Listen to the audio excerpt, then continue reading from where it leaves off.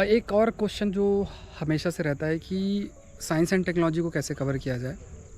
Science and technology prelims perspective से discuss करते हैं, तो जो प्रश्न हैं इस समय जो आ रहे हैं उसमें बहुत ही एप्लीकेशन बेस्ड क्वेश्चंस हैं। मतलब अंडरस्टैंडिंग बहुत अच्छी चाहिए। अगर आप स्टैटिक किताबों में देखो थोड़ा कवरेज कम है उसका, और इसका मात्र एक जो बड़ा सॉल्यूशन बनता है वो बनता है आपका कि न्यूज़पेपर में जो रिसर्च पब्लिश होती हैं उन पर ध्यान देना। जैसे अभी आपका नोबेल प्राइज़ दिया गया है, और नोबेल प्राइज़ में जो फिज़िक्स है, फिज़िक्स के अंदर एक टर्म बहुत इंपॉर्टेंट अब बन जाता है, वो है क्वांटम इंटेंगलमेंट। तो आपको जैसे क्वांटम मैकेनिक्स, सब एटॉमिक पार्टिकल्स, क्वांटम टेलीपोर्टेशन, बहुत सारे ऐसी चीज़ें आती हैं जो न्यूज़ में है, हमको पता होना चाहिए।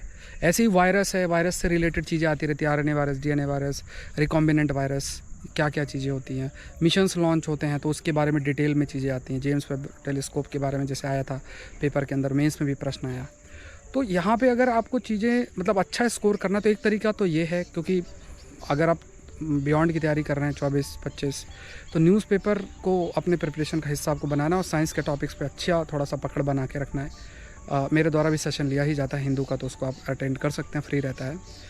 और दूसरी चीज़ ये है कि जो पुराने टॉपिक्स हैं उनके लिए आप क्या करो, कोई कंपाइलेशन पकड़ लो, किसी भी अच्छे इंस्टीट्यूट का compilation low science and technology का, और उसमें ऐसे टॉपिक जो इन्फॉर्मेशन बेस्ड नहीं है, जहाँ भी कुछ कंसेप्ट आ रहे हैं, तो उन कंसेप्ट के नोट्स बना लो शॉर्ट्स में, शॉर्ट के अंदर उन चीज़ों को। स्टैटिक आस्पेक्ट अगर जैसे हम देखते हैं तो कोई सिनॉप्सिस मिल जाए तो उसको आप देख लो, उसके लिए कोई बड़ी किताब पढ़ने की ज़रूरत नहीं है, क्योंकि 2-3 साल में जो चीज़ें न्यूज़ में हैं उनको ये लोग पकड़ के प्रश्न बना रहे हैं। ख़ास तौर से जैसे नोबेल प्राइज़ मिला है, तो आज इस बार मिला है तो इस बार नहीं पूछेंगे, 2 साल बाद पूछेंगे उसके बारे में।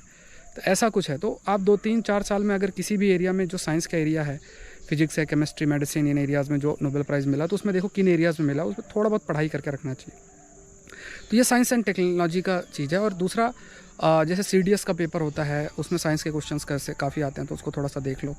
जनरल साइंस जो है उसका जो कवरेज है वो भी इंपॉर्टेंट है, तो उसके लिए आप क्लास 10th की एनसीईआरटी जो है वो आप गो थ्रू हो सकते हैं। Thank you.